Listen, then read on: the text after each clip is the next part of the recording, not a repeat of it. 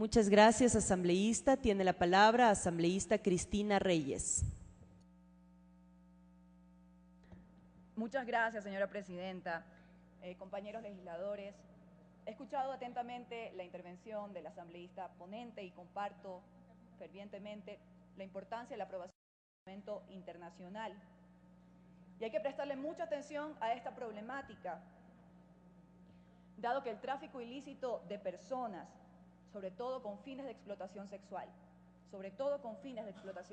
compañeros, es probablemente después del narcotráfico y más que el tráfico de armas, lamentablemente uno de los negocios que se han convertido en negocios millonarios en el mundo para quienes juegan con la sensibilidad y con las ilusiones de las personas. Hagamos una mirada a España, por ejemplo, país donde estudié, donde a veces la prostitución está maquillada.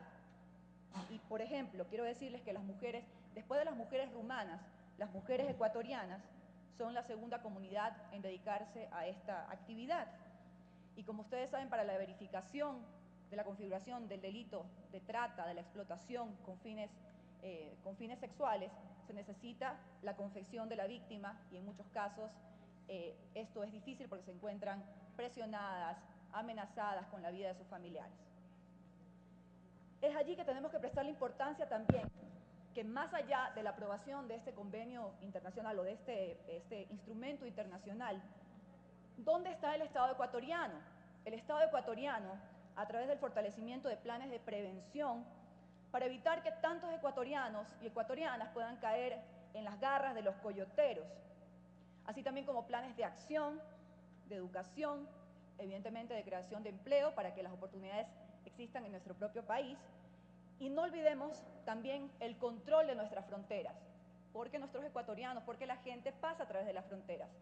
Y para que se configuren estos delitos, es evidente que hay una vulneración a estas fronteras. Quisiera compartir con ustedes algunas reflexiones en base a experiencias y también a la cercanía que he tenido con comunidades de ecuatorianos en diversas latitudes en diversas latitudes del mundo, a quienes yo realmente considero que son realmente héroes nacionales. Y es verdad que ellos han sufrido, muchos de ellos, grandes violaciones a sus derechos humanos. Cuando, en muchos casos, sobre todo cuando quieren ir a Norteamérica, han tenido que pasar por territorio guatemalteco y han sido víctimas de estos coyoteros de los que he hablado, que sin ningún reparo se han aprovechado de su situación, de la necesidad de hombres y mujeres, en su desesperación por salir de situaciones asfixiantes en el campo económico, o en muchos casos por reunificar a sus familiares. Emprenden esta aventura en los cuales pasan obligatoriamente por la frontera sur entre México y Guatemala, considerada como una de las más peligrosas del mundo para las personas en movilidad. Las cifras que nos ha dado el Consulado del Ecuador en estos temas es bastante alarmante, por decirlo menos. Y en ese sentido es importante que continuemos trabajando para que no se criminalice, como aquí ya lo han expresado compañeros, a las víctimas del tráfico ilícito de migrantes. Y este memorando, efectivamente, habla de asistencia médica, sanitaria, etcétera, que las víctimas no queden en situación, no estén comunicadas con sus familiares, que puedan tener comunicación con sus familiares, para que puedan saber la situación y las condiciones en las que se encuentran atravesando, así se le puede hacer un mayor seguimiento a estas personas.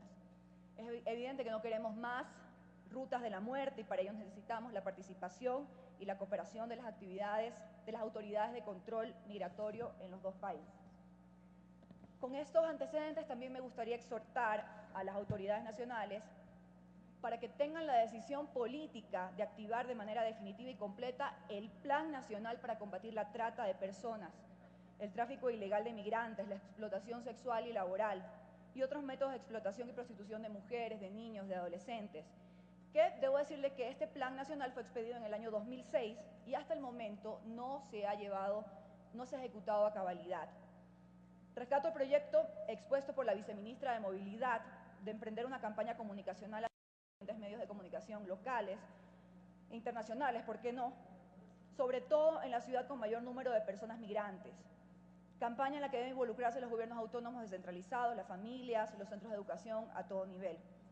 Hace pocos días requerí una información a la Comisión de Transición para la definición de la institucionalidad pública que garantice la igualdad entre hombres y mujeres, con el objetivo de aportar estos datos a una red de ciudades iberoamericanas contra la trata con fines de explotación sexual, creada en Madrid, en el noviembre del 2012, una red a la que pertenezco, y dentro de los objetivos marcados de este trabajo, de esta red, se está trabajando en una aproximación de un diagnóstico de la situación existente, para a partir de ello poder tener planes de acción en cada una de las ciudades.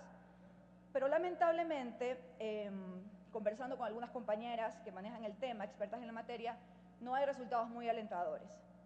Se reconoce que existe en nuestro país, en el Ecuador, un plan nacional para combatir la trata de explotación sexual, laboral y otros medios de explotación de personas, en particular de niños, niñas y adolescentes. Pero literalmente les voy a leer lo que nos manifestaron. Este plan existe y está escrito en el papel, sin ninguna fuerza para su aplicación. Está liderado débilmente por el Ministerio del Interior, pero lamentablemente no hay una política, no hay decisión política para su aplicación. Es decir, compañeros, que es sumamente importante que nosotros aprobemos estos convenios, estos instrumentos internacionales, pero se necesita decisión política, sobre todo con la trata que ha sido relegada. No ha existido capacidad para diseñar, construir, implementar y hacer seguimiento y evaluación de una verdadera política pública para combatir este delito. Hay personas muy sensibles que reconocen las consecuencias y el impacto en la sociedad del incremento de casos de trata de personas y son quienes de una u otra manera hacen que el Estado sea sensible al tema. En algunas ciudades se manejan algunos programas. Sin embargo, esto no solamente es un tema local, es un problema nacional y que los compañeros del Austro lo deben conocer, está básicamente afianzado allí. Son muchos los ecuatorianos del Austro que son víctimas de los coyoteros y por las ilusiones de una vida mejor son engañados y salen de nuestro país. Así que yo creo que este programa tiene que ir especialmente focalizado en el Austro ecuatoriano. Porque los esfuerzos aislados, como los he citado, deben unificarse con el fin exclusivo de proteger a las víctimas de los delitos de trata de personas. Es muy importante este paso que damos, este memorando de entendimiento con la República Hermana de Guatemala, pero no es el único instrumento que debemos apoyar. Aspiramos que el Ministerio del Interior ponga sus mejores esfuerzos para combatir con fuerza este delito. Nuevamente les insisto, se ha propuesto un plan nacional contra la trata a través de una secretaría ejecutiva con recursos propios que trabaje directamente con la sociedad civil, ya que desde la sociedad civil se ha venido impulsando esta política. Pero esto es un tema y es una responsabilidad exclusiva del Estado y requiere recursos, y requiere información, y requiere acción. Por supuesto que vamos a apoyar la aprobación de este instrumento internacional que va en beneficio de todos los ecuatorianos, pero recordemos, es también un tema de fronteras y es también un tema de establecer un plan nacional para evitar que más personas, que más ecuatorianos sean víctimas de estos coyoteros. Gracias, señor presidente.